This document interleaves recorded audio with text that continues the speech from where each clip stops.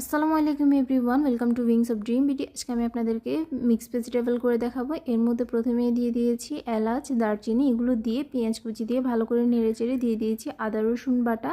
এরপরে এখানে দিয়ে দিয়েছি চিকেন স্কিনটা দিয়ে ভালো করে ভেজে এর মধ্যে দিয়ে দিয়েছি মিক্স ভেজিটেবলগুলো আমি আগে থেকে ধুয়ে রেখেছিলাম।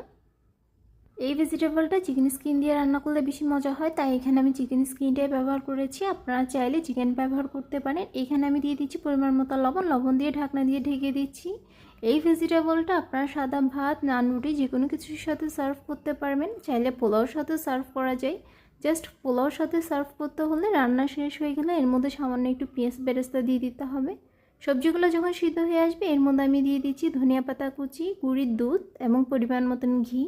ঘিয়ের পরিবর্তে আপনারা চাইলে এখানে বাটারও ব্যবহার করতে পারেন। সবজিটা অনেক বেশি টেস্টি হয়। আপনারা চাইলে বাসায় ট্রাই করতে পারেন। ভিডিওটি ভালো লাগলে লাইক, কমেন্ট অ্যান্ড শেয়ার করে দিবেন। ইউটিউব থেকে দেখলে সাবস্ক্রাইব করে দিবেন।